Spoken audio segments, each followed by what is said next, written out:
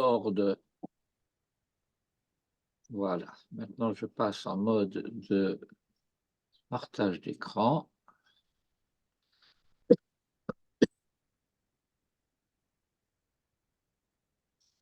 Voilà.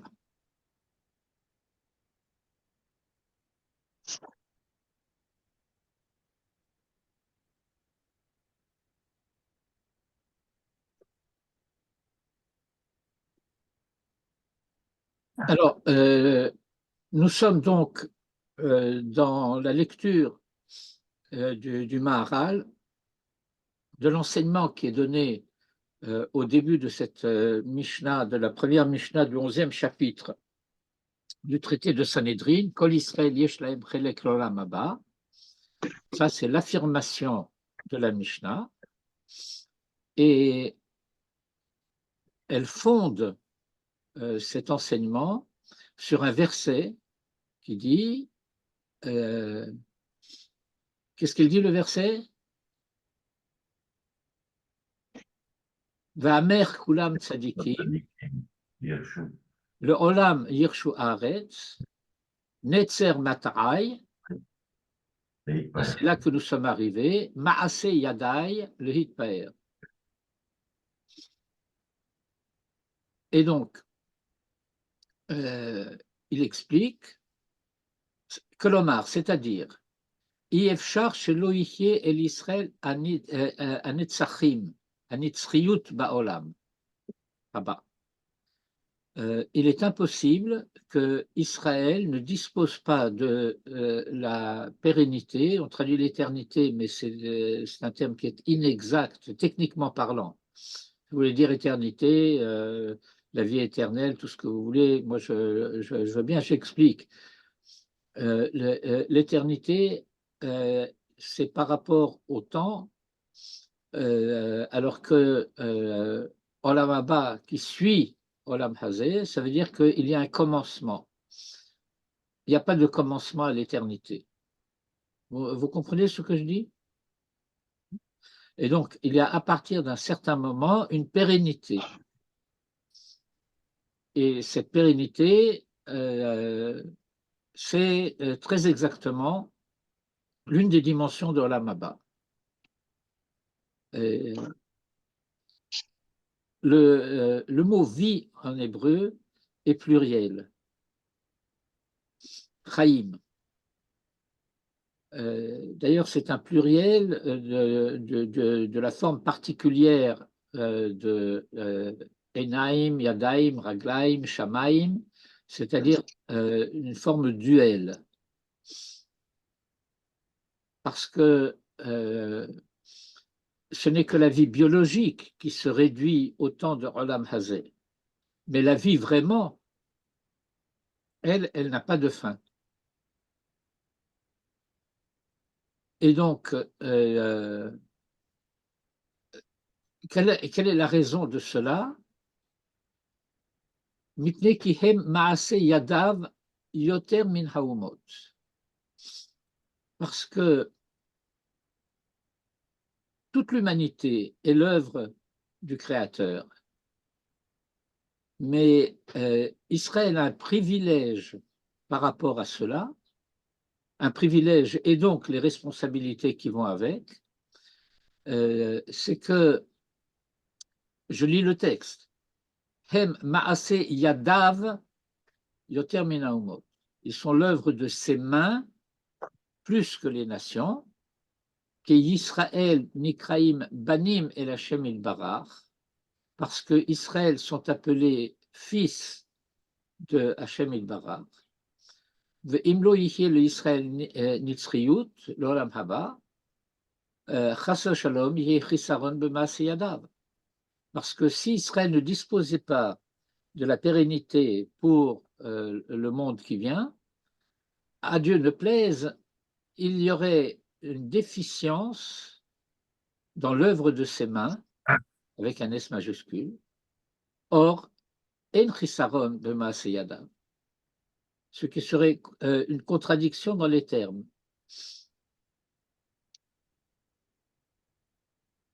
V'afal gav, כי כל הנבראים נאמר גם עליהם מעשה ידיו, כשמעו רז"ל מעשה ידיי טובעים בים, ואתם רוצים לומר שירה?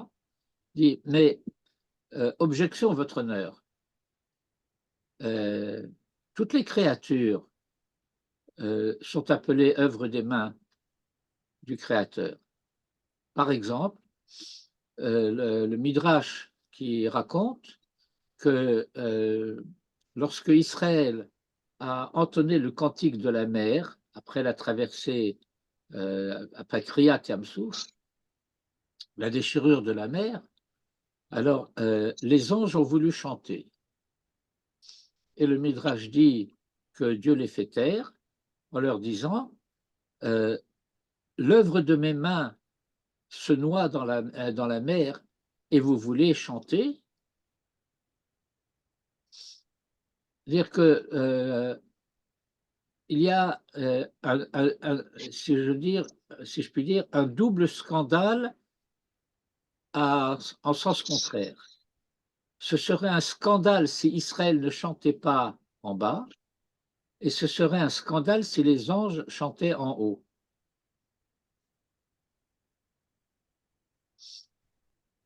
Est-ce que vous comprenez cela? Oui.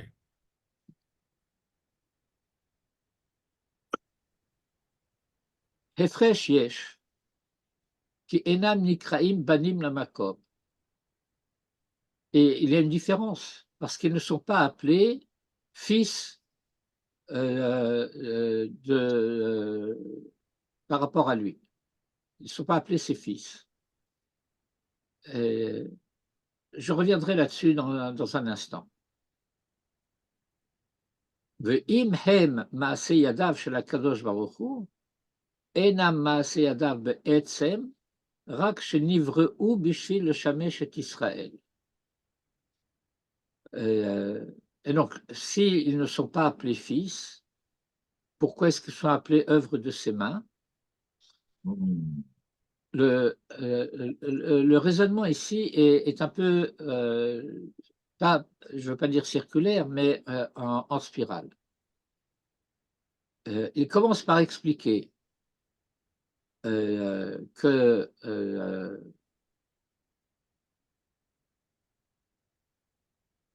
Israël sont l'œuvre des mains de Dieu plus que les nations parce qu'ils sont appelés fils.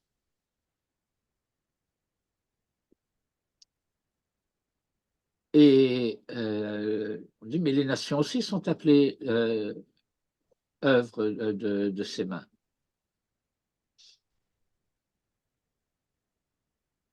On dit, oui, mais ils ne sont pas appelés fils.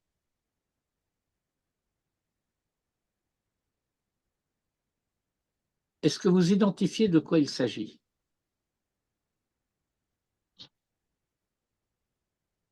Je n'ai pas compris la question.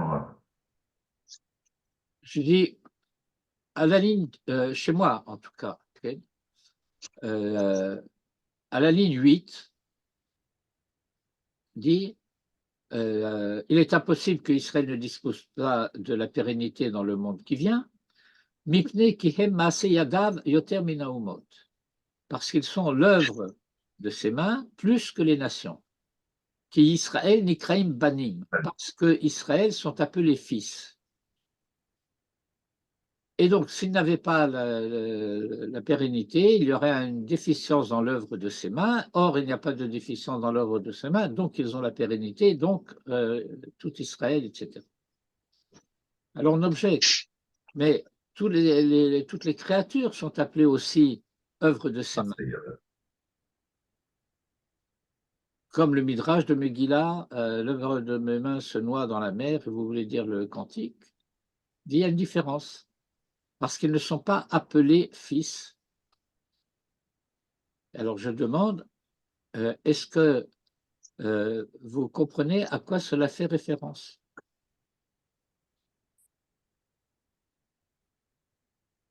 La mission qu'un fils a vis-à-vis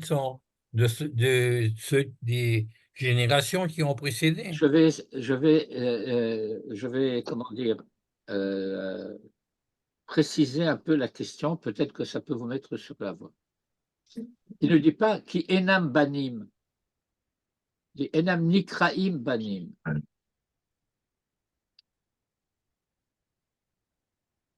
On sait. Il y a, il y a en plus de cela une affection particulière, comme quand on dit à un de nos enfants, mon fils. C'est-à-dire que tu ne t'appelles pas Pierre, Paul ou Itaï, mais tu es mon fils. Oui.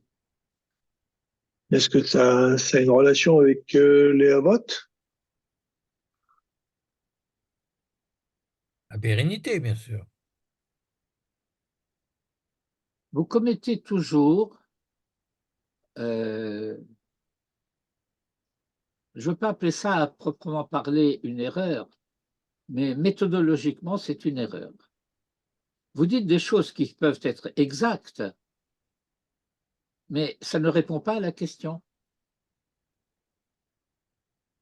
Parce que ça ne répond pas à la question essentiellement parce que vous allez chercher trop loin. Tout simplement, dans le rapport de père à fils, il y Non, a des obligations non, réciproques. non, parce que si c'était ça, il suffisait de dire Enam Banim. L'onikraïm. Donc, vous voulez parler de la notion de l'œuvre, en fait. Qu'est-ce qu'il y a dans l'œuvre qui n'est pas. Qu'est-ce qu'il y a dans le Fils qui n'est pas dans l'œuvre? Dans la simple une Tout œuvre. ça, euh, encore une fois, vous allez chercher trop loin. Il faut partir du texte. Et ce n'est qu'à partir de ce que le texte dit et en comprenant de manière aussi précise que possible ce que le texte dit, qu'ensuite on peut comprendre l'intention de l'explication. Or, le Maharal dit clairement Enam nikraim banim. C'est le fait qu'il y a un verset qui dit, c'est le verset d'Isaïe que nous lisons, Kol Israël shenema amer ulam tzadikim, le olam yirshu aretz, netzer mata'ai ma'ase yadai. Le texte les appelle œuvres de ses mains. C'est le Midrash qui dit à propos des Égyptiens qu'ils sont l'œuvre de mes mains, parole divine. Et le fait qu'ils sont appelés banim, c'est aussi le texte de la Torah qui dit de manière expresse et explicite banim atem lachem elokechem. Vous êtes là? Oui. Oui. Or, en réalité, ce qui se cache derrière le texte ici, avant d'arriver à la suite de ce qu'il dit, je dis ce qui se cache, c'est que ils ne sont pas, les goïms ne sont pas appelés banim. Or, Israël n'est pas seulement appelé banim atem lachem elokechem, il est appelé aussi Beni Bechori Israël. C'est un verset de la Torah, n'est-ce pas? Or, s'il y a un fils aîné, ça veut dire que ce n'est pas un fils unique. Et si il est l'aîné, ça veut dire qu'il a des cadets. Or, l'aîné a des responsabilités à l'égard du cadet. Et les cadets ont des devoirs à l'égard de l'aîné. Par exemple, le Talmud explique que Kabed et avicha et imecha, alors qu'on aurait pu dire Kabed avicha v'imecha, comme on dit Ish imo v'aviv tiraou. On ne dit pas et imo v'et aviv. Ça veut dire que les devoirs du kavod ne se limitent pas au père et à la mère seuls, mais s'étendent aussi à d'autres membres de la famille, les grands-parents, les beaux-parents, les frères aînés et les sœurs aînées.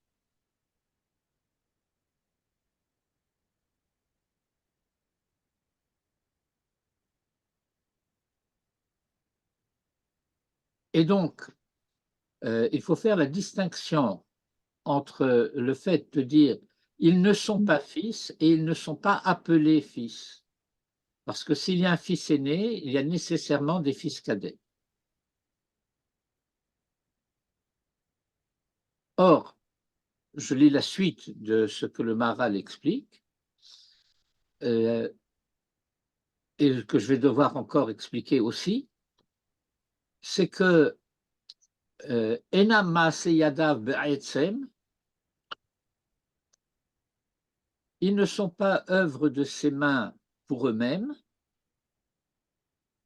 Rak Shenivreu Bishvil le Shamesh et Israël, mais qu'ils ont été créés pour servir Israël. Tu parles d'une aristocratie, n'est-ce pas? Alors nous sommes les nobles, et puis il y a la plèbe. Oui, sauf que ça ne marche pas. Le Maharal énonce ici, sciemment, n'est-ce pas, une contre-vérité historique.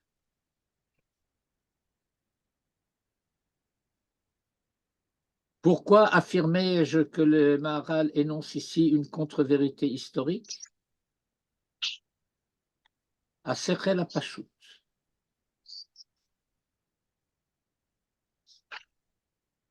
Vous savez, il y a dans le vocabulaire sociologique une énorme erreur. Alors, j'y appliquerai la phrase célèbre d'Albert Camus, « Mal nommer les choses ajoute au malheur du monde ». C'est une jolie phrase de Camus. Orthodoxie, c'est ce qui s'appelle en hébreu Asechel Hayashar. Mais Asechel Hayashar n'a rien à voir avec l'orthodoxie, au sens sociologique du terme. Ceux qu'on appelle les orthodoxes, et puis parfois on les appelle les ultra-orthodoxes, ce n'est pas des orthodoxes, c'est des orthopraxes. Ce n'est pas la pensée qui est droite chez eux, c'est la conduite. La praxis, comme on dit en grec, pas la doxa.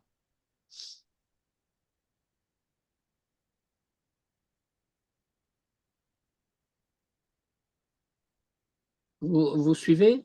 Oui, oui. Et donc, c'est une terrible erreur qui engendre aussi des conséquences assez fâcheuses sur le plan de l'analyse des faits et de la pensée, de penser que ces gens-là pensent droit. Ils agissent droit et ils pensent tordu.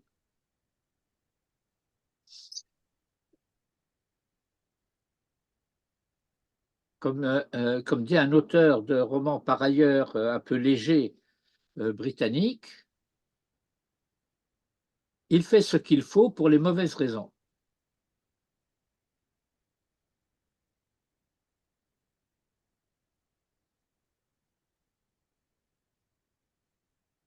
C'est que tout simplement, les nations naissent au moment de l'épisode de la tour de Babel, et parmi les nations de ce temps-là, il n'y a pas d'Israël.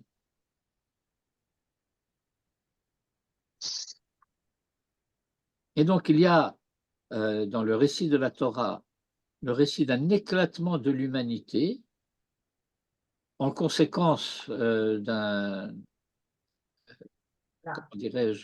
révolte humaniste contre Dieu. Et Israël n'a apparemment, dans cette histoire, rien à voir. Alors, comment peux-tu dire que les nations ont été créées pour servir Israël?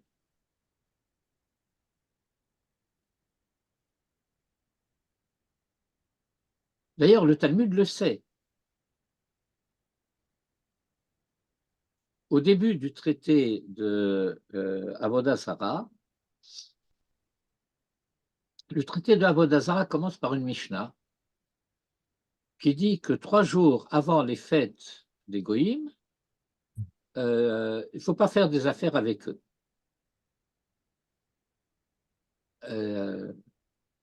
Pourquoi est-ce qu'il ne faut pas faire des affaires avec eux 3 jours avant leur fête? Parce qu'on leur développe la Vodazara, on leur donne la possibilité de faire plus. Non, gagnent ce de n'est l'argent. pas tellement qu'on leur donne la possibilité de faire plus, c'est que ils vont remercier et c'est pas leur avodah zara, c'est leur idole. Ah, Habituez-vous à l'idée que avodah zara, en termes stricts, ce n'est que par rapport à Israël.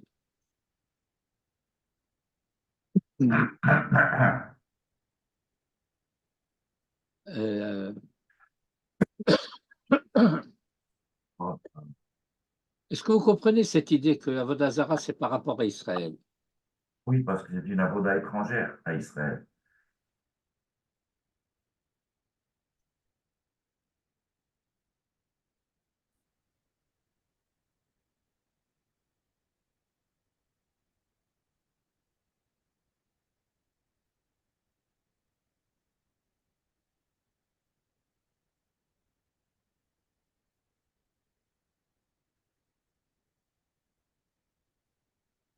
Il y a un verset dans Dvarim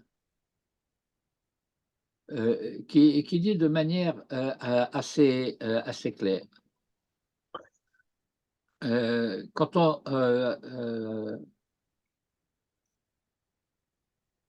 on raconte, enfin Moshe explique au peuple des Hébreux qui vont rentrer en Eretz Israël que voici les catastrophes qui peuvent se produire euh, et que ça risque de durer jusqu'à la dernière génération. Il y aura l'exil, le pays sera désolé, et on s'interrogera, mais qu'est-ce qui a causé cela? Vamru kol hagoyim al me asa Hashem kacha la'aretz hazot. Un peu plus loin, le verset dit, ils sont allés, ils ont servi des dieux étrangers et ils se sont prosternés à eux, des dieux qu'ils n'ont pas connus, velo chalak lahem, et qui ne leur avaient pas été donnés en partage.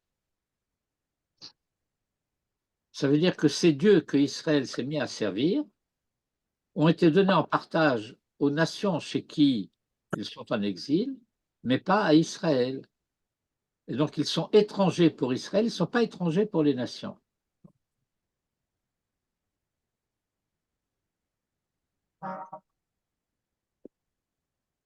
Et donc c'est une avoda qui est Zara, le Israël. Et c'est pas, comment dire, c'est pas un hasard que ceci soit dit dans une situation de galoute. Et donc vous comprenez aussi, j'espère, que lorsqu'il y a de la avoda zara en Eretz Israël, ça veut dire qu'on importe en Eretz Israël des conduites de la galoute.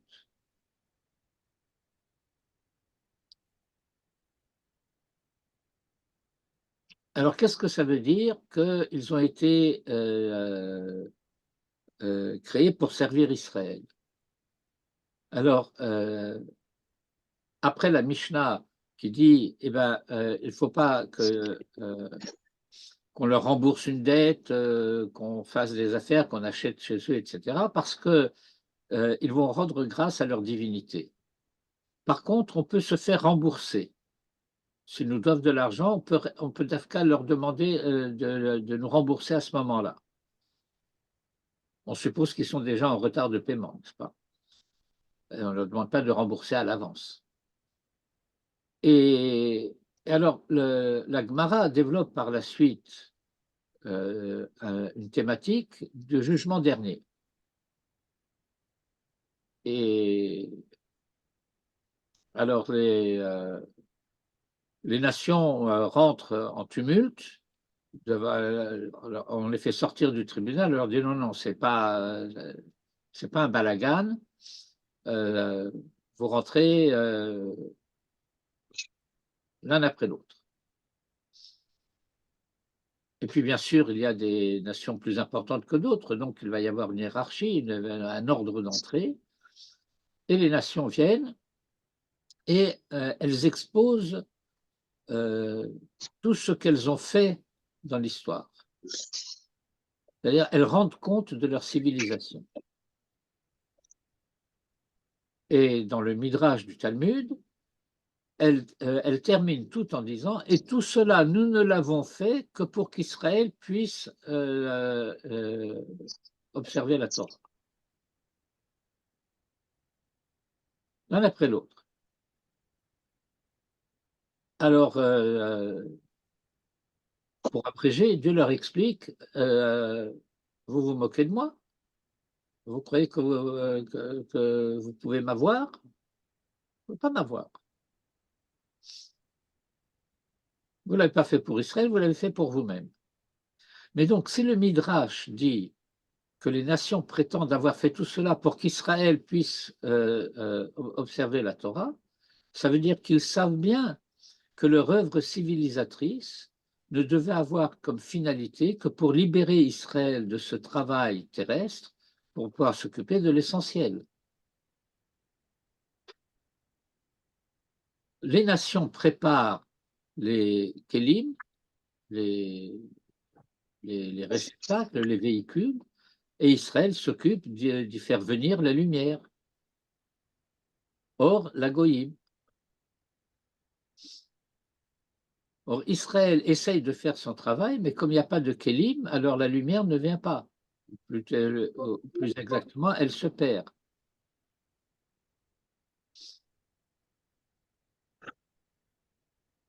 Alors, qu'est-ce que ça veut dire que c'est la finalité?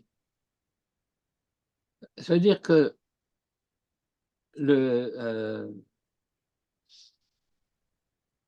ce qui s'est passé au moment de la tour de Babel, dans un autre registre, mais avait une gravité analogue à celle qui a causé le déluge. Or, nous sommes après le déluge. Or, il se trouve qu'au moment de la tour de Babel, il y a déjà quelqu'un dans l'histoire qui est présent. C'est Abraham.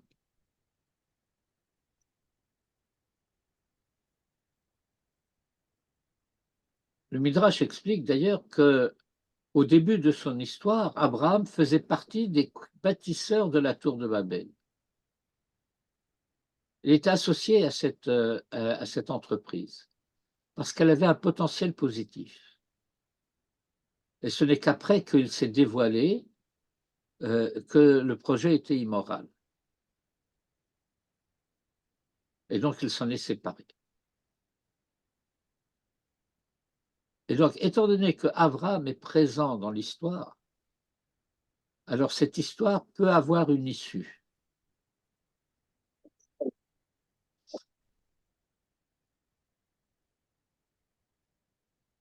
Si cette histoire peut avoir une issue, ça veut dire que toute la création peut être sauvée.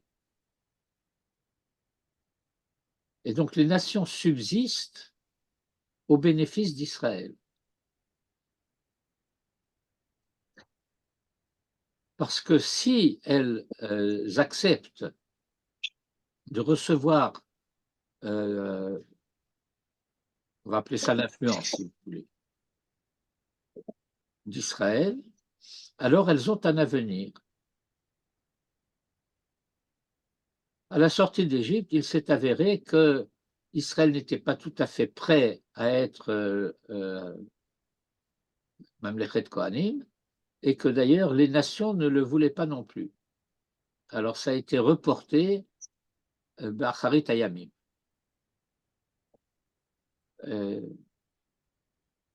Et de notre temps, eh bien, il y a quelque chose qui est en train de réussir. Et le Rav Uri Cherki est une cheville ouvrière importante de cette réussite. C'est le mouvement Noachide mondial. Ça a été essayé, ça a été tenté un grand nombre de fois dans l'histoire, surtout depuis le 19e siècle. Et ça a toujours échoué. Là, il y avait un petit peu par-ci, par-là, mais aujourd'hui, c'est vraiment un mouvement qui s'étend et qui est très dynamique.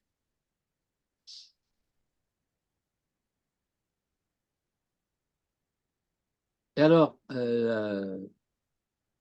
ce qu'il y a de très particulier dans ce mouvement aujourd'hui, c'est que ces benets noirs demandent aux rabbins de leur donner un Shulchan Aruch. Ça, c'est très nouveau. Le Talmud le prévoit, mais du point de vue de l'histoire, c'est très nouveau. Pourquoi? Parce que c'était l'une des questions typiquement juives qui se posait à nous. La Torah nous demande de faire telle chose, comment on fait? Alors, il y a Sheva Mitzvot Benei Noach. Alors, il demande comment on fait? Qu'est-ce que cela suppose? Et ça veut dire que il se produit très exactement ce que le Talmud décrit comme ce qui doit être Brit Benei Noach, c'est le fait que les nations reconnaissent en Israël la source de leur inspiration. On ne leur demande pas de se convertir, on leur demande de rester eux-mêmes. Et comment rester eux-mêmes? C'est ça être hors la goïm, éclairer leur chemin.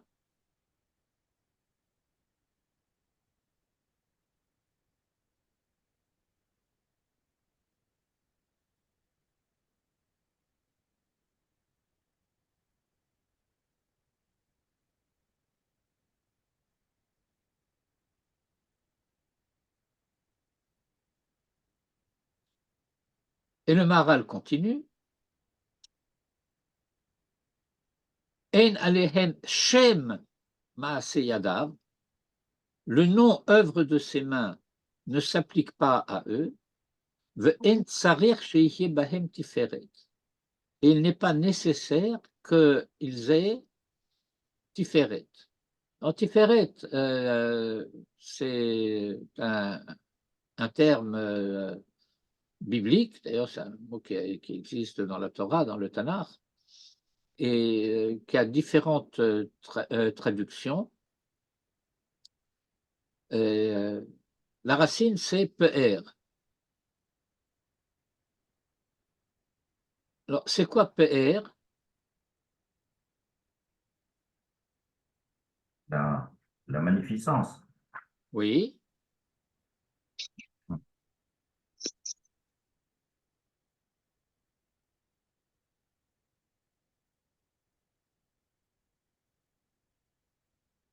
Pe'er, c'est le fameux tableau du roi Soleil, avec son grand manteau, avec l'hermine, etc. C'est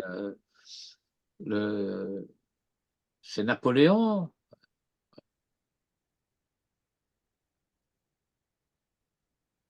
Alors ça, c'est Pe'er. Alors, c'est quoi Tiferet? C'est pas l'éternité. Tiferet, c'est Non, l'éternité, ça serait Netzach. ça. Okay. Non, mais moi, je vous pose une question de langue. Oui, oui.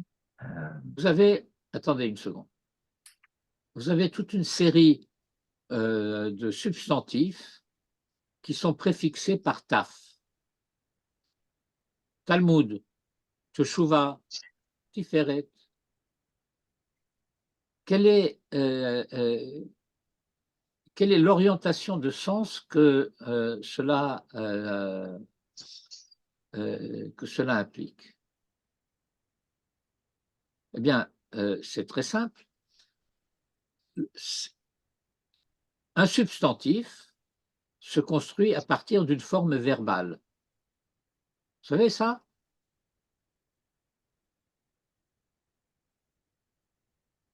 Est-ce que vous savez ça, qu'un substantif se construit à partir d'une forme verbale? Sûr.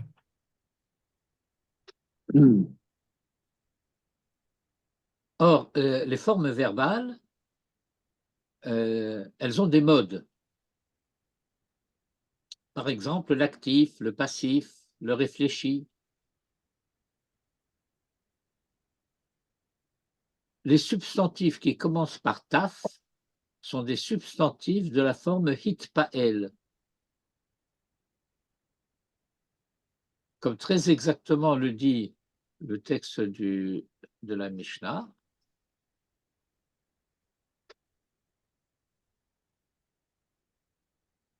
Maase Yadai, le hitpaer.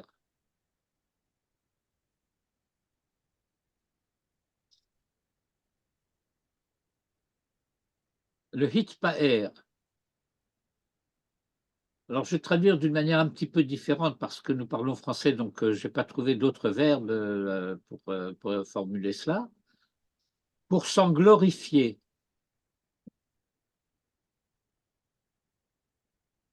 D'où Tiferet.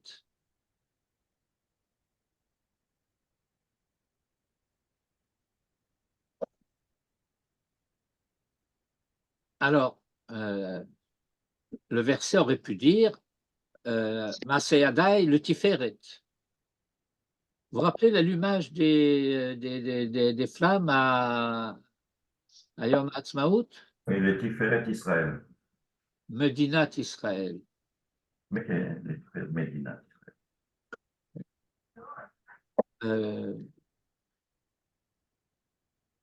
Quelque chose dont l'État d'Israël peut s'enorgueillir, peut se glorifier. Et donc, cela signifie que je retrouve mon texte.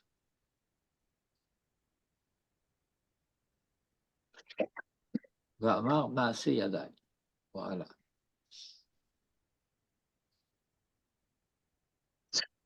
Et ça veut dire que Tiferet, c'est le véhicule qui rend possible la présence du PR. Encore une fois, c'est le Kéli par rapport au or, le moyen par rapport à la fin.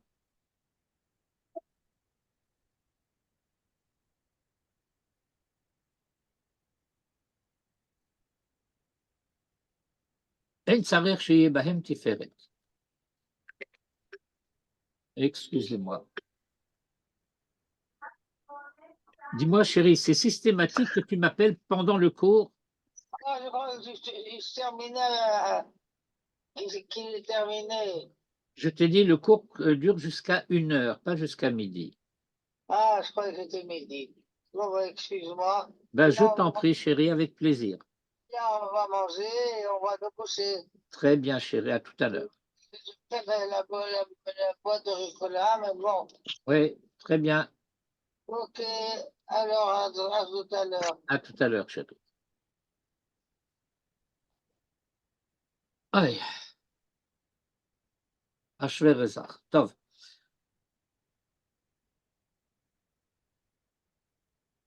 En tsarer sheyeh bahem tiferet. Aval Israël, nivreu le'atzmam. Mais Israël ont une finalité propre. Vehem nikreu bishvil ze banim. Et en vue de cela, ils ont été appelés fils. Veraoui sheyeh bahem atiferet. Velo yeh bahem achisaron. Et ils sont dignes qu'il n'y ait pas en eux de déficience et qu'ils possèdent Tiferet. Pour Perush HaMishnah, והכתוב בבירור. Ceci est l'explication, c'est-à-dire le déchiffrement de la Mishnah et du verset. La Mishnah Kol Israël Yeshlem Chelek L'Olam Haba, et du verset Amer Kulam Tzadikim, etc. ובוודאי יש עוד להאריך על משנה זאת. Et bien sûr que quand on étudie la Mishnah pour elle-même, il y a encore beaucoup d'autres choses à dire. ואין כאן מקום להאריך, mais ce n'est pas ici le lieu de s'étendre sur les autres aspects qui ne concernent pas les Pirkei Avot. D'où le passage suivant qui consiste à se poser la question, et qu'est-ce que ça a à voir tout cela avec les Pirkei Avot? Vous voyez l'enchaînement?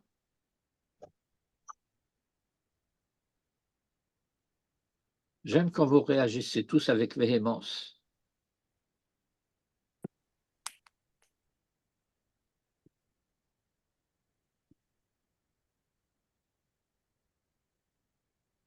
C'était une question. Est-ce que l'enchaînement est clair? Vous me paraissez perplexe.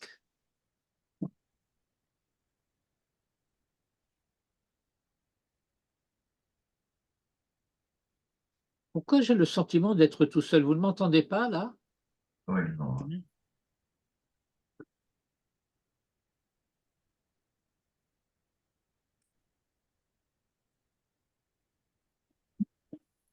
Je continue? Oui. Vekavu Mishnah Batechila. Et donc, la tradition a fixé la lecture de cette Mishnah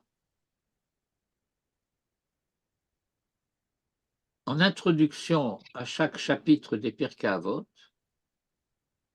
qui Raou Chachmei Hador Galut Israël Vetzarota. Parce que les sages ont constaté l'exil d'Israël et leur malheur, Be'orech HaGalut, dans la longueur de l'exil, Hamar, Ha'aror Hazeh, amer et long, Vekavu Devarim Elu le Nachemotam. Et ils ont fixé ces enseignements pour les consoler.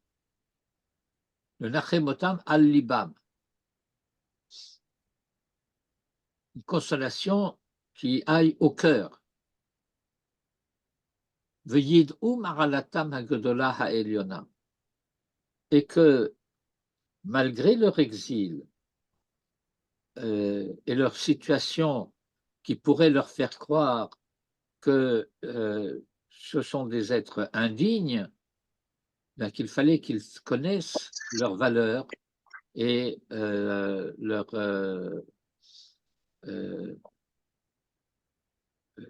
qualité, si vous voulez.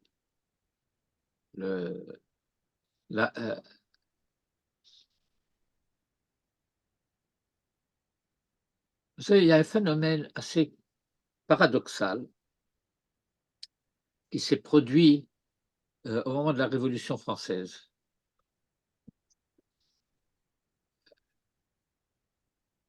On a pourchassé ce que les révolutionnaires appelaient les ci-devant. C'est-à-dire que la Révolution a en quelque sorte aboli la noblesse, et donc quelqu'un qui était comte, marquis, baron, c'était un ci-devant comte, un ci-devant, il ne l'est plus. Il l'a été, il ne l'est plus. Mais ils ne les ont pas seulement dépouillés de leurs titres et donc de leurs privilèges, ils les ont aussi tués.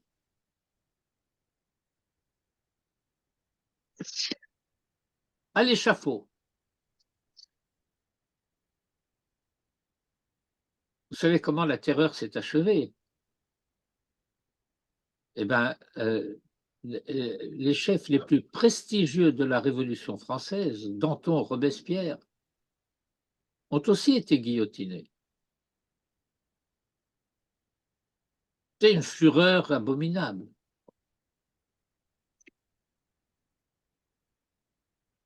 Et donc, la noblesse de certains a été la cause de leur mort.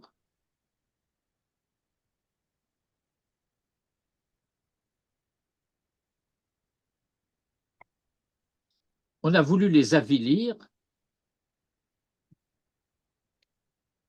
Excusez-moi, là, c'est plus curieux.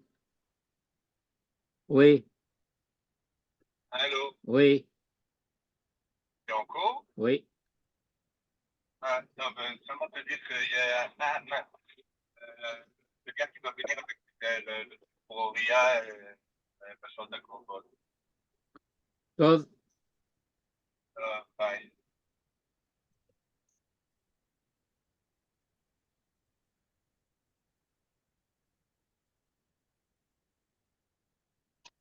ouais.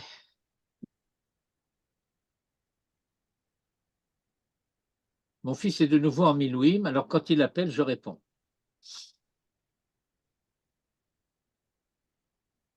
Voilà, et il fallait donc qu'Israël sache que ce qui leur arrive, ce n'est pas par le fait qu'ils sont déchus, mais au contraire.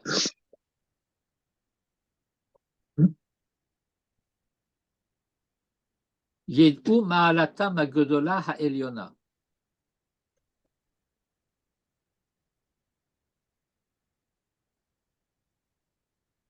Ve'im bnei Adam, et si les gens, shehem ha'umot, qui sont les nations, se mechim behatzlachatam ou be'oshram, se réjouissent de leur réussite et de leur richesse, yesh lahem l'Israël l'ismoach, eh bien Israël doit aussi se réjouir bechelkam ou behatzlachatam acharona, de leur part et de leur réussite ultime. Le fiqh. Celle des nations ou la leur? Non, de sa réussite à lui, Israël. D'accord. Nous sommes en exil, nous sommes malheureux, nous sommes pourchassés, nous sommes maltraités, etc. De quoi tu veux que je me réjouisse? Eh bien, comme dit Rabbi Akiva, eh ben, tu te réjouis de ce qui va t'arriver. Bien sûr, ça sera plus tard, mais ça va t'arriver. Cet avenir est déjà dans le présent.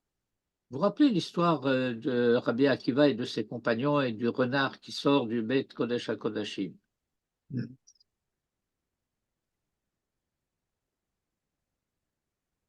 Le fiqh. Seder Adevarim Elu Ze Achar Ze. Et c'est pourquoi on a ordonnancé ces enseignements les uns après les autres. Techila Kol Israël Yeshem Chelek L'Olam Haba.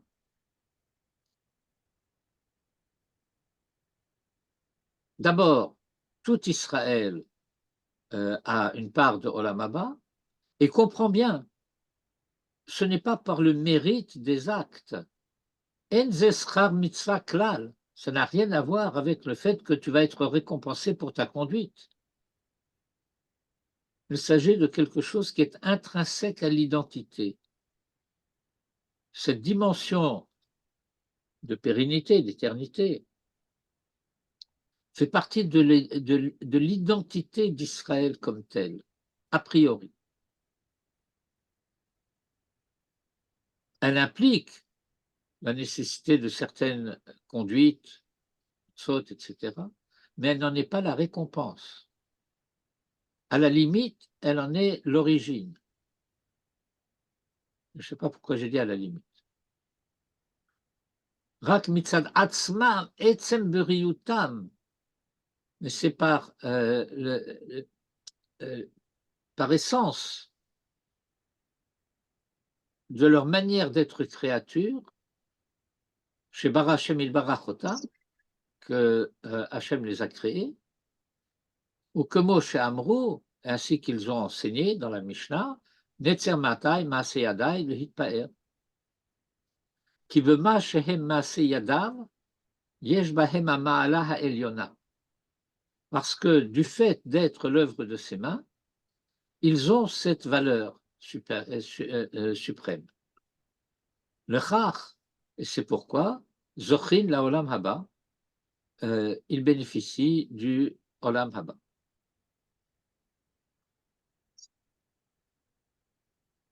Vekach Amrinan, Beperek Chelek. Et dans ce chapitre du traité de Sanhédrin, qui s'appelle le Perek Chelek, parce que Kol Israël Yeshlaim Chelek,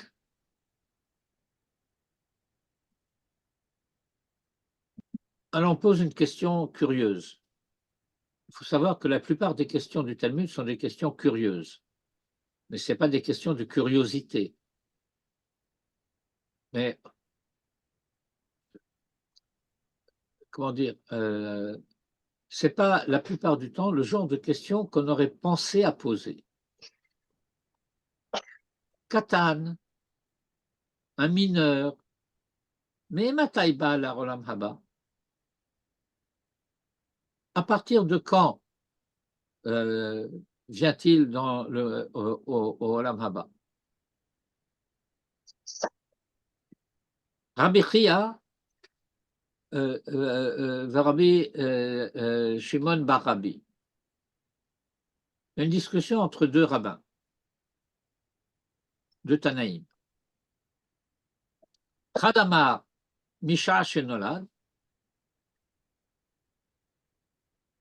L'un dit à partir du moment où il est né, Chadamar Misha Shesiper, à partir du moment où il commence à parler.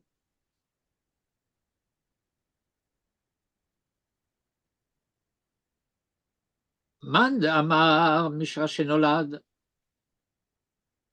Quel est l'argument de celui qui a dit depuis le moment où il est né? Bien. Eh bien, parce qu'il est écrit Veyagid utzitkato le ram nolad. On expliquera sa justesse au peuple né. Qui a ça? Ouman damar misha shesiper. Et celui qui dit à partir du moment où il a commencé à parler, Dirtiv, Zera Yavdenu Yusupar Lachem le Dor. Un verset où il est fait part du service et de la parole. Harelecha. Et donc, ces deux versets, quelle que soit la vie à partir du moment où il est né ou à partir du moment où il commence à parler, étant donné que c'est un katan, il n'a pas de mitzvot, et donc ce n'est pas par un mérite d'acte qu'il possède l'Olam Haba. Harelecha, voilà donc, tu constates, qui mitzad etzem haberiya chez l'Israël, que par essence même de la création d'Israël, Shehem Netzer Mata'e Hakadosh Baruch Hu. Vous vous rappelez qu'on a expliqué que Netzer, ça veut dire au moment où la tige sort de terre, toute droite, et avant que n'apparaissent des branches qui vont aller vers les côtés, et cette tige, elle est droite, Kav Yashar. Re'uyim l'Olam Haba, ils sont dignes de Olam Haba. Et ça n'a rien à voir avec les commandements et les œuvres.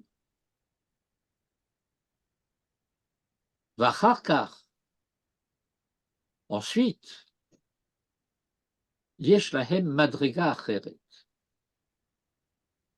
Lorsque il commence à grandir, eh bien, il y a un nouvel étage qui apparaît, Hem hamidot hatovot vayesharot. Comment vous traduisez les midot? Les qualités. Oui. Les vertus.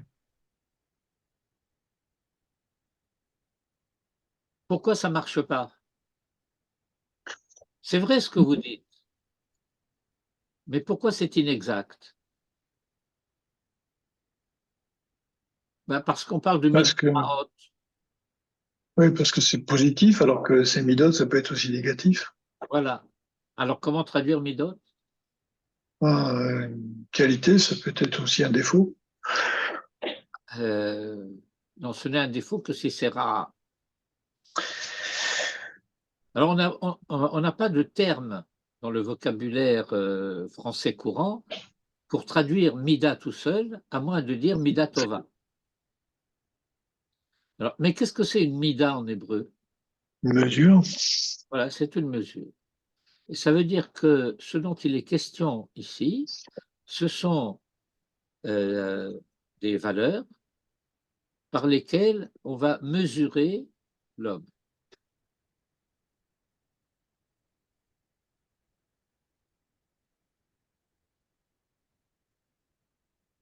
L'homme se mesure à des situations, à des problèmes.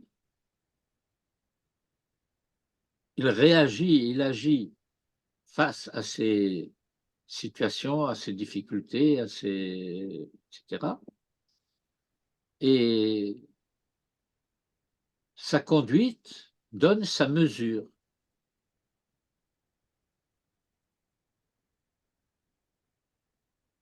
Et donc, sur la base initiale qui lui est donnée de naissance, l'homme ensuite se construit.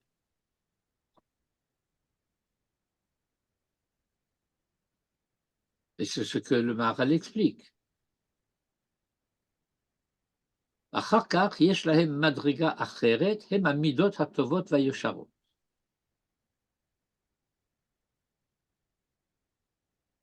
Ça ne vient pas de soi-même.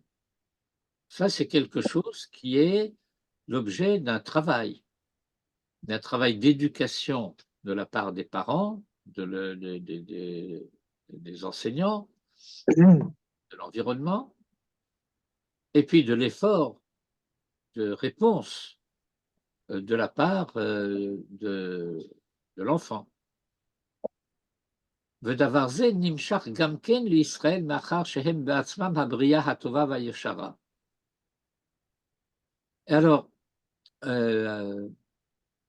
ça me rappelle, c'est un peu anecdotique, il y a un livre d'Emmanuel Kant, le philosophe allemand Emmanuel Kant, qui, bon, bien sûr, lui, il écrivait en allemand, et il se trouve qu'il a écrit un petit livre sur l'éducation. Ce livre a été traduit en français, et très curieusement, la traduction française, bon, il y en a eu deux, à tout le moins, que je connais, et la première phrase du livre a été traduite très différemment par les deux traducteurs. L'un dit que l'homme est la seule créature qui a besoin d'être éduquée. On n'éduque pas le poussin qui naît, ni le chaton, ni le lionceau. Le poussin sort de l'œuf, il se met à picorer. Personne ne lui a appris à picorer. Et de même, tous les petits des animaux. Ils grandissent et on ne leur donne pas de leçons de morale.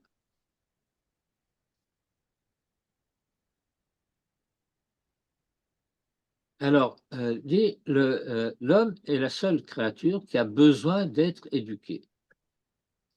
Et l'autre traduit, l'homme est la seule créature qui peut être éduquée.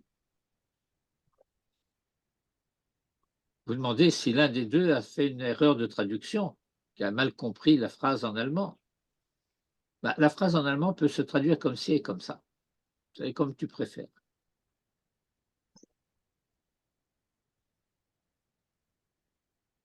Le Maharal choisit ici la deuxième traduction. Le fait que l'homme puisse développer par l'éducation les Midot Tovot et Yesharot, eh bien, cela s'ensuit du fait que Israël en soi est la créature bonne et droite. Et qu'il s'ensuit de là, ligne 30 cette fois, Hamidot Tovot. Velo, et ce n'est pas le cas, le Mishetechilat Yosodo Ra, à celui qui, de son origine fondamentale, est mauvais, amar et amer, En Bahem Midot Tovot, il ne possède pas de Midot Tovot, Rak Hem Ba'ale Zenut Ushechat Damim Vosekol Atoevot Kulam. Ce sont des gens qui vont être bon, des fripons, si pas pire. Rav, est-ce qu'on peut avoir votre avis sur ce que dit Kant ou la traduction qu'on fait de ce qu'a dit Kant, c'est-à-dire que l'homme est la seule créature qui peut être éduquée ou l'homme est la seule créature qui a besoin d'être éduquée? C'est quoi votre avis? Ah ben c'est les deux.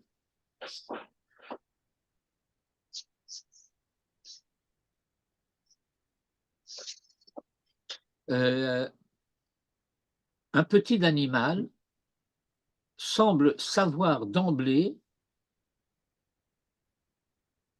qu'il y a un danger, qu'il doit se taire, qu'il ne doit pas se mettre à miauler etc. Il y a un danger. Le bébé ne sait pas. Et nous savons parfaitement combien de bébés ont causé la perte de leurs parents parce qu'ils se sont mis à pleurer à un moment où il ne fallait pas, et combien de bébés aussi sont morts parce que les parents ont essayé de le faire taire et les ont étouffés sans le vouloir. Parce qu'ils ont mis la main sur la bouche et le petit a cessé de respirer. Donc, tout se passe comme si, lorsque le petit animal naît, eh bien, il naît au terme de la gestation, comme si, en ce qui concerne le petit homme, eh bien, il y a une gestation in utero, et puis cette gestation se poursuit ex utero, mais c'est encore de l'ordre de la gestation. Et en fait, cette gestation extra-utérine se prolonge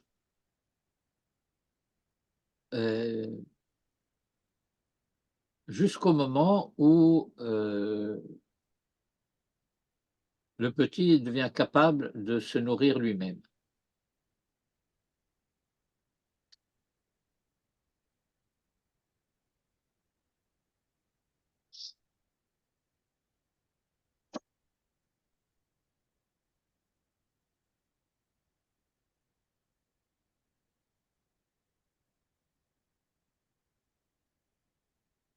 Il y a l'expression en français mal élevé, qui est détournée du sens originel, en fait. Il n'a pas été, il n'a pas été suffisamment élevé. Ça ne veut pas dire qu'il a été mal élevé. Il n'a pas été suffisamment élevé pour être semblable à la norme de la société dans laquelle il vit. Oui, C'est mais ça c'est vrai, ça c'est vrai. Mais comme je l'ai dit tout à l'heure, l'éducation suppose un double effort. Un effort de la part de l'éducateur et un effort de la part de l'éduqué. Or, la question qui se pose, c'est de savoir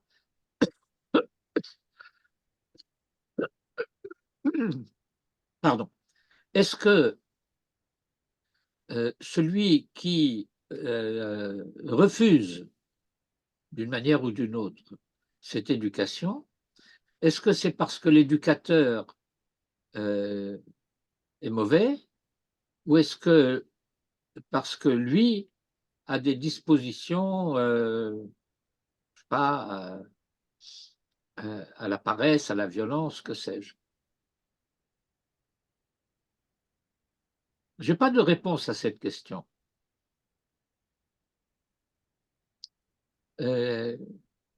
C'est bon, on est après Pourim, donc on est déjà rentré dans le rayon d'attirance de Pessah.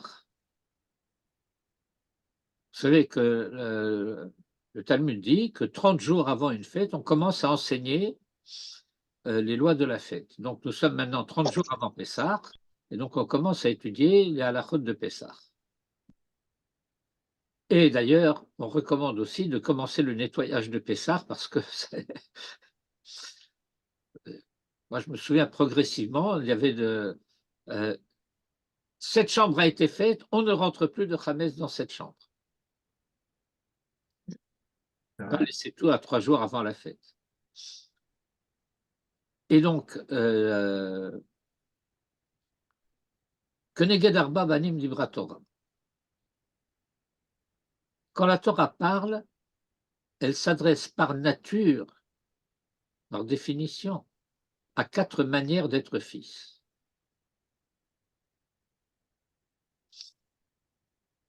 Keneged Arba Banim Dibra Torah. Et Manitou expliquait, mais ces fils vont devenir des pères. Et donc, lorsque nous disons que Neged Arba Banim Dibra Torah, ben, nous devons comprendre que ces 4 fils seront et ont eu des pères. Et donc, qui est le père de celui chez Enoyodé Alishol, celui qui ne sait pas interroger? Eh bien, son père, c'est celui qui ne sait pas répondre.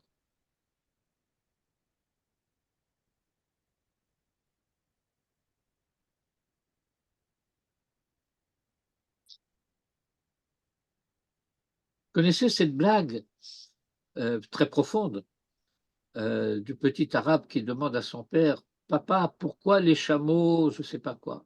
Il dit, « Je ne sais pas, mon fils. » Et pourquoi le ciel, et pourquoi la terre, et pourquoi le puits, et pourquoi les oiseaux, en fait, pose des questions. À chaque fois, le père répond, « Je ne sais pas, mon fils. » Alors le fils finit par demander, « Dis-moi, papa, ça ne t'ennuie pas que je te pose toutes ces questions ?» Il dit, « Bien sûr que non, mon fils. Si tu ne te demandes pas, comment sauras-tu »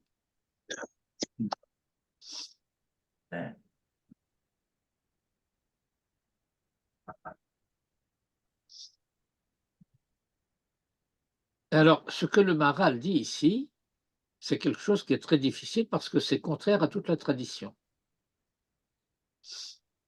Et c'est contraire en particulier à un enseignement très clair de Maïmonide dans Ilchot Teshuvah.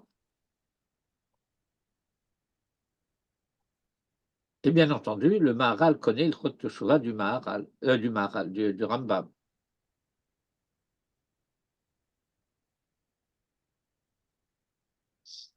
Alors, Maïmonide explique dans Ilchot Teshuvah, c'est un principe que nous avons étudié et rabâché d'ailleurs de différentes manières. Il y a un certain nombre de choses qui sont déterminées en l'homme, sa taille, la couleur de ses yeux, s'il va être maigre, gros, s'il va être blond ou brun, toutes sortes de choses. Mais tzaddik ou racha, ça, ce n'est pas déterminé, ça vient de lui. C'est lui qui décide. Qu'est-ce que tu préfères, être tzaddik ou être racha? Alors ici, le Maharal a l'air de dire, ben, il y a des gens qui, d'emblée, משתחילת יסודו רע ומר.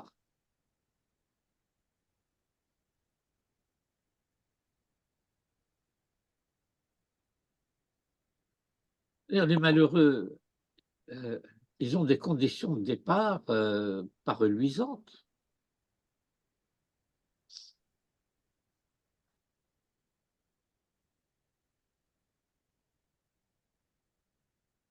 Ça, c'est une première raison pour laquelle cette phrase est difficile. La deuxième raison, qui est de la même nature, de l'ordre de la première, c'est qu'ils ne sont pas tous comme ça. Il y a ce qu'on appelle les chassidé ou motaolam. Il y a chez les goïms des gens bien, des gens plus que bien. On les appelle chassidim mais pas tzadikim parce qu'ils ne sont pas metzuvim, mais ça revient au même.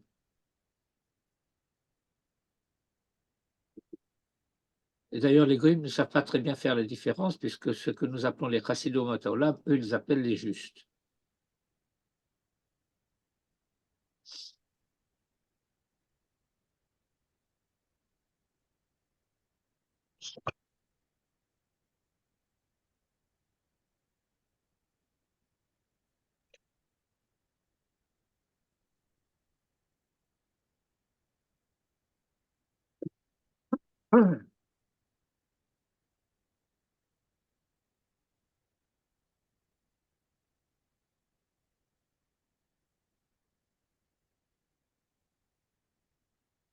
Parce que si tu me dis qu'il y a des gens qui sont, d'ailleurs il ne l'a pas dit, ils n'ont pas dit que c'était des rechaïm de naissance. Techilat yosodo.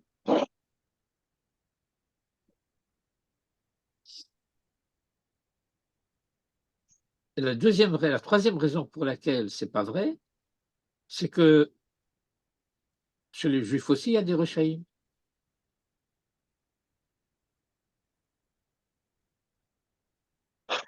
Vous savez, vous connaissez le développement de l'idée de la mentalité des circonstances atténuantes.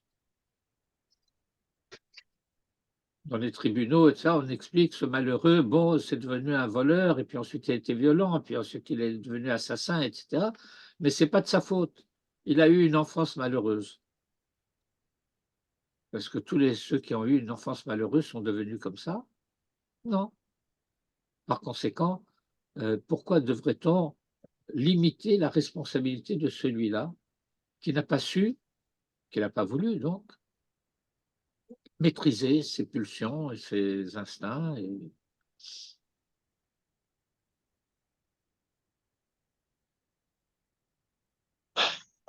Vous savez que dans le Mishpat à Ivry, ça n'existe pas, les circonstances atténuantes.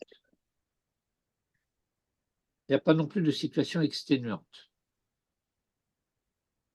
Enfin, chez eux, ils les appellent aggravantes. Pourquoi? Parce que ça fait partie intégrante de Mishpat comme tel, fondamental. Et donc, ça veut dire qu'on juge pareillement une mère qui vole du pain pour nourrir ses enfants qu'un homme qui a volé une voiture? Non.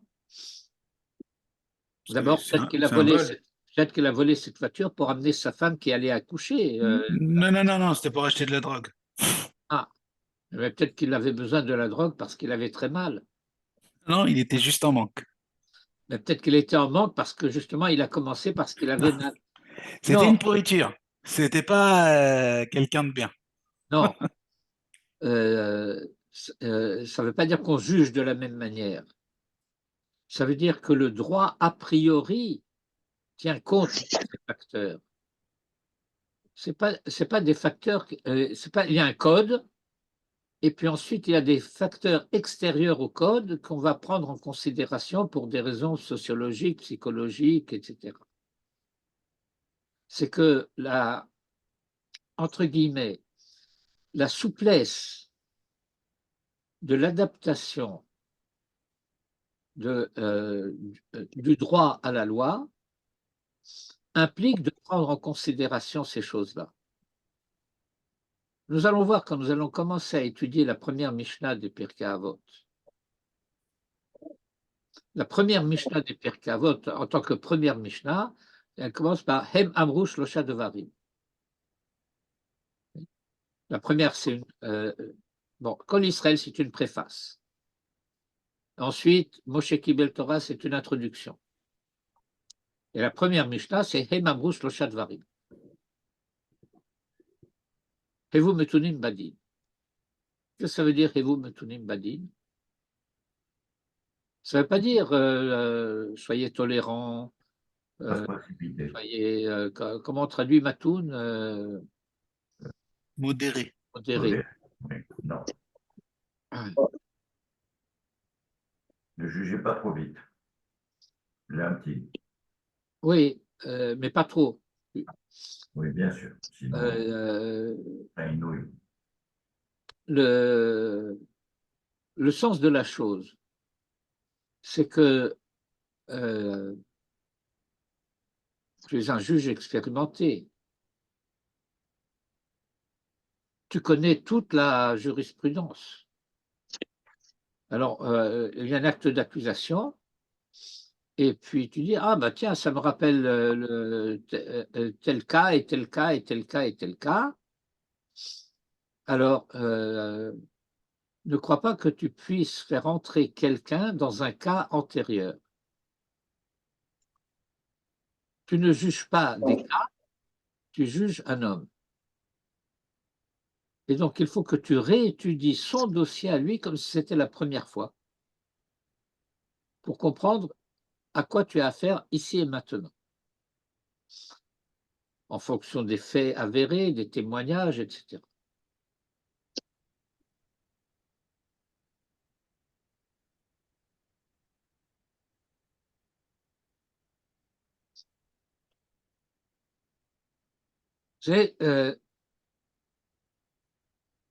Les principes sont donnés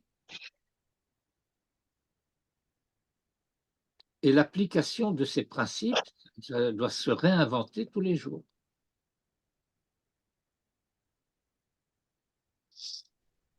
Et c'est la raison pour laquelle tu peux découvrir que selon telle et telle et telle circonstance, l'application du même principe en vérité peut être contradictoire par rapport à son application ailleurs ou hier.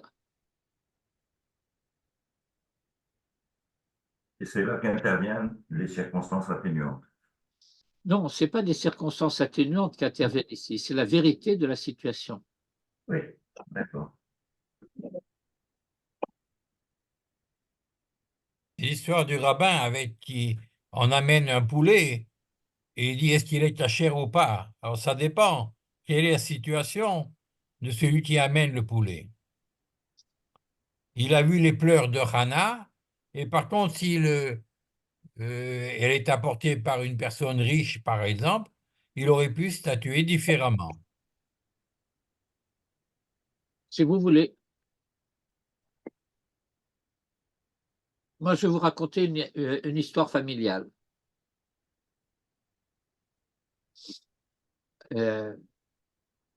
Minhag HaMakom, le Shabbat, dans notre village, on mangeait de l'oie. De l'oie. D'ailleurs, je ne sais pas si vous savez que l'oie est un volatile phylosémite. Vous ne savez pas ça? Eh bien, la graisse d'oie ne contient pas de cholestérol. Ah, L'oie est un animal qui Entendu, aime les juifs. j'ai entendu ça. C'est ce qu'ils disaient en Dordogne aussi. Alors, la graisse d'oie, je peux vous dire, je ne veux pas dire qu'elle était à toutes les sauces, mais enfin bref. Et donc, le Shabbat, on mangeait de l'oie. Ce vendredi soir, après la tfila, mon père va saluer le Rebbe Et le Rebbe lui dit, qu'est-ce qui se passe, Zalmen? On ne mange pas d'oie chez toi ce soir? Et comment ça, on ne mange pas d'oie? Bien sûr qu'on mange de l'oie. Il dit, mais on ne m'a pas amené ce qu'il faut pour examiner, c'est les cachers. Comment ça, bon. Alors, mon père entre à la maison et il appelle, il y avait une servante. Alors il appelle et elle devait, c'est pas vrai. Chérie, je suis en cours, pourquoi tu insistes? Mais non, tu m'attends pas. Viviane, chérie, je suis en cours maintenant, tu me déranges une deuxième fois.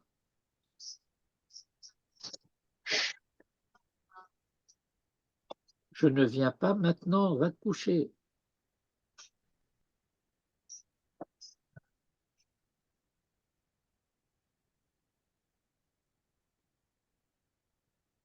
Alors il appelle, elle lui dit, tu n'as pas apporté le loi. Si, bah, dis la vérité. Bah, j'ai frappé, on m'a pas ouvert, il faisait froid, alors j'ai posé le paquet sur le rebord de la fenêtre, et puis je suis allé me mettre un peu au chaud. Quand je suis revenu, le chat l'avait mangé. Alors je suis rentré à la maison, j'ai dit, le Rebbe a dit que c'est cachère. Et alors, mon père retourne chez le Rebbe, il lui dit, ben, qu'est-ce qu'on fait? Alors le Rebbe lui demande, vous avez autre chose à manger pour Shabbat? Il dit, ben non. Il dit, alors c'est cachère.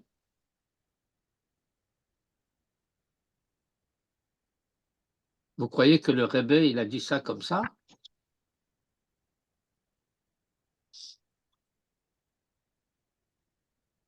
C'est la halacha.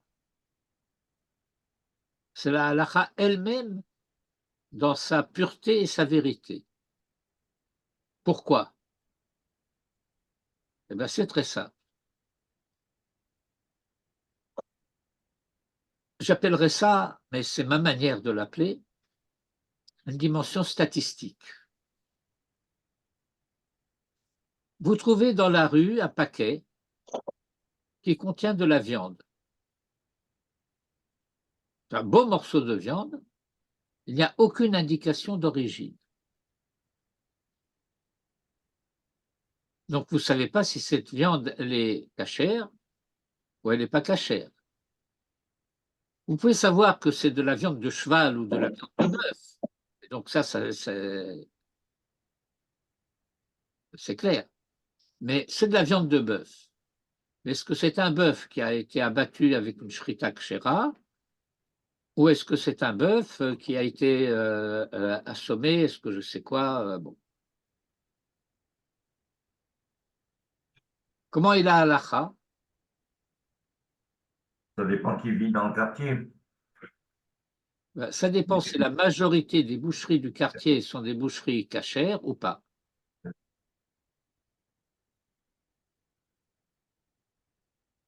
Si la majorité des boucheries, je n'ai pas dit toutes, si la majorité des boucheries du quartier, quartier immédiat, n'est-ce pas? Je ne parle pas à 3 kilomètres, sont des boucheries juives cachères. Alors, bien sûr, il peut y avoir aussi le fait que ça vient de chez Goldenberg. Vous savez, là-bas, rue Pavée, il y avait un très bon saucisson. Il y avait un, comment ça s'appelle, une épicerie fine qui était Taref la Mehadrin. Il a eu d'ailleurs un procès qui lui a été intenté par le consistoire pour escroquerie, parce que sur sa devanture, il avait écrit le mot Bassar, que la plupart des juifs ignorants lisaient comme si c'était cachère.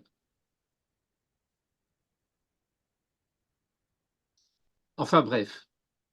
Et donc, là, la dit, si la majorité des boucheries sont des boucheries cachères, eh bien, on va considérer que Olchim Achar Harov.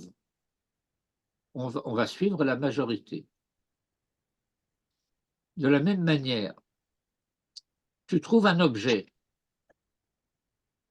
et un objet trouvé, eh bien, se pose la question de savoir est-ce qu'il a des signes distinctifs qui peuvent être identifiés, qui te permettent d'identifier le propriétaire ou pas. S'il y a des signes distinctifs, eh bien, tu as l'obligation de faire savoir au Bédine que tu as trouvé quelque chose, tu le déposes au greffe, et on va annoncer dans les synagogues, un objet a été trouvé, on ne dit pas quoi, on ne dit pas où, et des gens qui ont perdu un objet se rendent au tribunal et disent j'ai perdu telle chose qui se présente de telle et telle manière. Alors la halakha prévoit, si l'endroit où tu l'as trouvé est un endroit où la majorité des passants sont juifs, tu as l'obligation de le déclarer. Si la majorité de ceux qui passent dans cet endroit sont des non-juifs, tu peux le garder, tu n'as pas l'obligation de le déclarer. Maintenant, Midat Chassidut, tu peux le déclarer, mais tu n'es pas obligé. Et donc, vous voyez que l'environnement, les circonstances jouent un rôle dans la détermination de la halakha. A priori, pas a posteriori.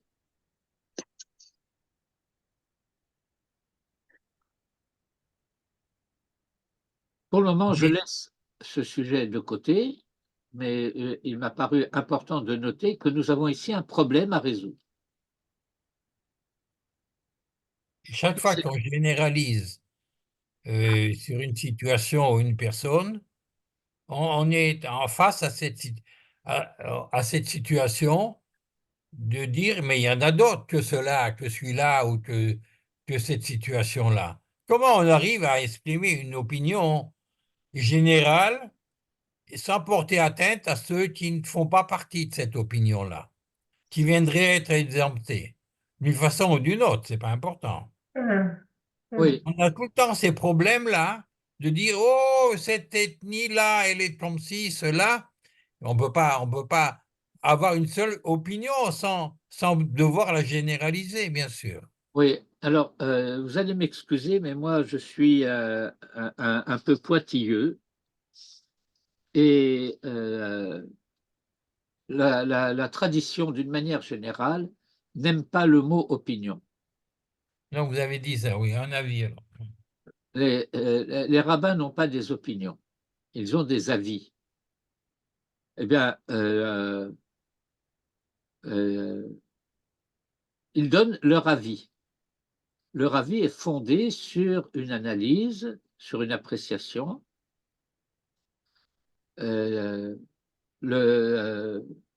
Manitou avait l'habitude d'expliquer que tous les rabbins du Talmud, tous les rabbins savent l'hébreu et l'araméen et ils comprennent le verset. Et ils le comprennent tous de la même manière.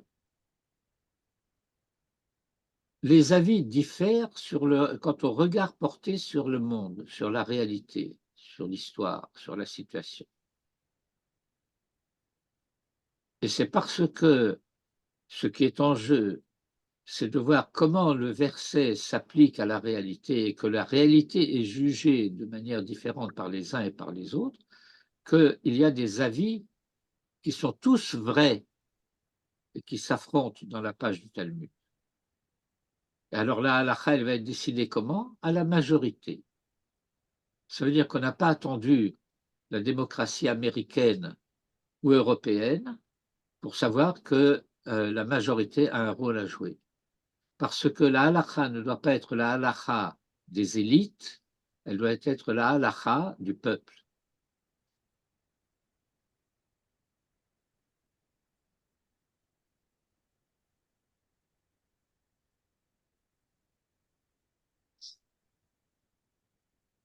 Et il y a aussi une règle supplémentaire, c'est que bon, on énonce cela très clairement, En gozrim ala tzibur, gzera she'en hatzibur yachol la'amod ba.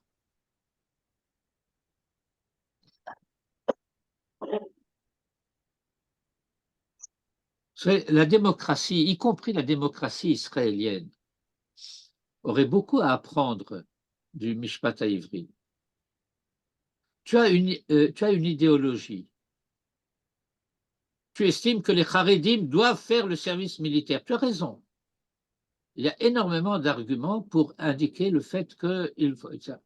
Mais si la majorité du peuple est contre, alors tu dois écouter la majorité du peuple, parce que ça veut dire que c'est une décision que le peuple ne supporte pas. On n'impose pas au peuple une décision qu'il ne peut pas supporter. Alors ça peut vouloir dire qu'il y a certaines questions qui devraient être mises en référendum.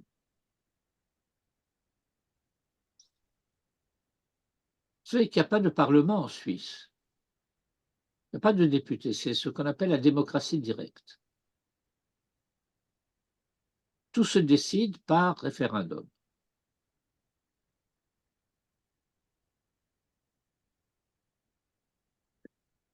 Bien, je ferme cette parenthèse. Et donc, bien entendu,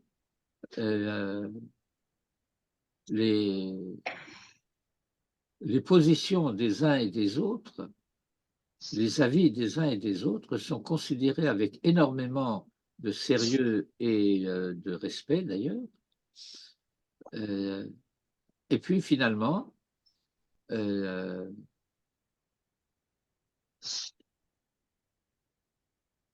la plupart du temps en tout cas, une décision claire est prise dans le Talmud, parfois non. Et alors il va y avoir des poskim, et puis les rishonim et les acharonim, et ça discute, et ça analyse, et ça controverse.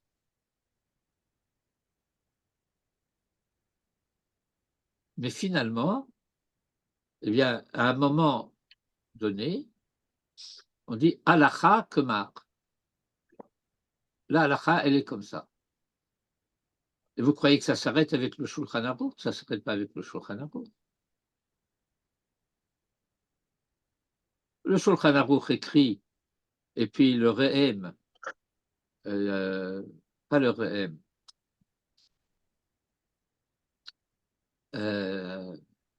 non, va noter, mais pour les Ashkenazim, c'est la halakha est différente. Le Rema, pas le Rehem, le Rema, Rabbi Moshe Isserles. Le Rema, c'est Rabbi Eliyahu Mizrahi, qui est un commentateur de Rashi. Il y a des fois des interférences qui se produisent comme ça. Alors le Rema, il va dire, oui, mais pour les Ashkenazim, c'est comme ça, qui est différente de la coutume séfarade. Et puis vous allez avoir, je vous ai montré déjà une fois une page de Shulchan Aruch. Des commentateurs de la halakha, c'est-à-dire que ce sont des poskim, qui vont dire oui, mais ce que le Rav dit ici, c'est dans quelle situation, c'est dans quel cas, c'est comment, c'est ça. Bamei devarim amurim.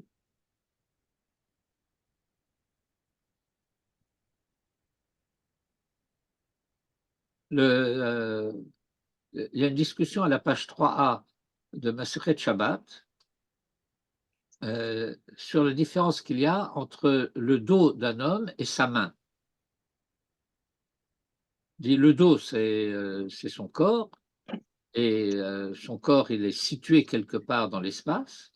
Ce n'est pas le cas de la main, parce que la main, elle est mobile, en haut, en bas, sur le côté, à droite, à gauche, etc. Et donc, si on a mis quelque chose sur son dos ou qu'on a mis quelque chose dans sa main, ce n'est pas la même situation par rapport à Yotziot HaShabbat. On a mis quelque chose dans sa main, et puis il sort sa main à l'extérieur, eh bien, étant donné qu'il n'a pas fait les deux opérations, Akira Anacha, le déplacer de son endroit et le reposer à l'extérieur, ou le contraire, alors il est a priori quitte, a posteriori, les rabbins interdisent. Mais si au lieu de lui mettre dans la main, on l'a mis sur son dos et qu'il sort avec l'objet en question sur le dos, qu'en est-il? Alors on dit donc dans ce cas-là, il est chayav.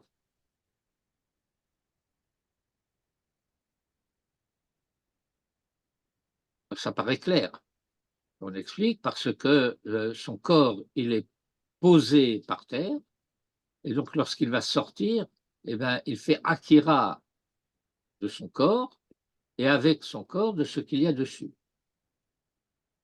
Et donc on ne peut pas dire qu'il n'a pas fait la akira et qu'il a fait seulement la anacha. Et Rabbeinu Nissim, qui est un des poskim rishonim, dit ça c'est à condition que le corps et la main ne soient pas dans le même domaine. À savoir, le corps du pauvre était à l'extérieur, il a rentré la main à l'intérieur, maintenant sa main et son corps sont dans deux domaines différents. Et donc ce qu'on a dit,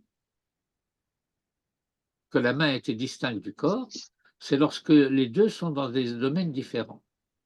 Mais si il est rentré à l'intérieur de la maison et qu'on a mis quelque chose dans sa main et qu'il sort avec ce quelque chose dans sa main à l'extérieur, alors c'est comme sa main est à ce moment-là comme son dos parce qu'elle fait partie de son corps.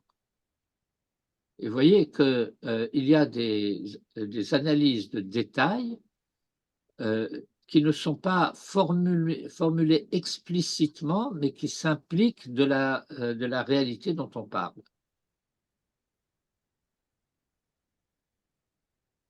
La main peut être dans un domaine différent du reste du corps. La main est à l'intérieur de la maison et le corps est à l'extérieur. Alors on juge différemment la main et le corps. Mais s'ils sont tous les deux dans le même domaine, alors la main, elle fait partie du corps. Et elle est jugée comme faisant partie du corps et pas comme étant un domaine pour lui-même. Il ne serait ni le domaine privé ni le domaine public. Enfin bref, ce n'est pas le moment de l'analyse de Maseret Shabbat. C'est pour simplement pour illustrer ce fait qu'il y a des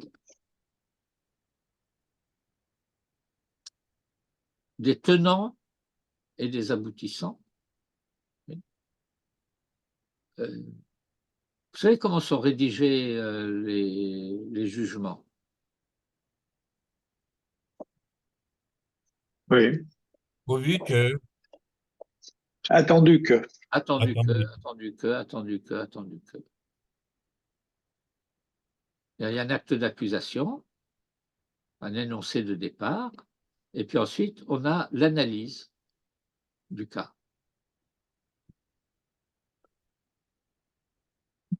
Et au terme de ces analyses, il y aura le jugement. Ah, Tov, bah écoutez, juste pour le mentionner, il y a donc un premier moment, c'est la donnée de départ. Le deuxième moment, c'est l'éducation. Le troisième moment, c'est la Mishnah que nous lisons après la lecture des Pirkei Avot. C'est d'ivrei Rabbi Hanania ben Akashia, Ratza Kadosh Baruch Hu lezakot et Israël, lefichach hirba lahem Torah u'mitzvot. שנאמר השם חפץ למען צדקו, יגדיל תורה ויאדיר. הרבה להם תורה ומצוות, יגדיל תורה ויאדיר. Et donc c'est ça qu'ils nous auront à expliquer, Bezrat Hashem, la semaine prochaine. Shavua Tov. Shavuot Tov Umbra. Betratot, Shavuot, merci Ah. Rav. Jean-Charles, Oui, tu te souviens d'avoir étudié ça entre nous, oui. l'histoire de la main et du pauvre et tout ça. Et je me souviens plus. Ah, Tu bien, vois, et je me au souviens début, plus. on a commencé à étudier Shabbat par Je sais, nous-mêmes, sans je mettre Cohen. sais, je sais, mais Ouais. ça m'avait échappé. Et Mais- Ishaï, tu connais Oui, Maurice El Medioni? oui, j'ai vu ça Voilà, oui. Julien m'a envoyé ça. Ouais, c'est triste. Mais il est mort très âgé. Où ça, à Ashdod? Non, non, non, il est mort ici, à Natania, ou Hein. dans la maison de... Oui, oui, non, il était chez lui. Chez lui. Chez lui, ils l'ont sorti immédiatement de l'hôpital. Il est mort chez lui. Il en témoigne tout à l'heure. Je ne pourrais pas y être, mais j'irai voir la fin. J'ai beaucoup aimé cet homme. Beaucoup, beaucoup. Il était très gentil, très Voilà, agréable. Très agréable. Et un grand artiste, un grand bien artiste. sûr, bien sûr. Un grand artiste qui a eu une influence terrible sur la jeunesse israélienne, hein. C'est Ouais. incroyable. Ouais. Donc, Thierry, Allez, à bientôt.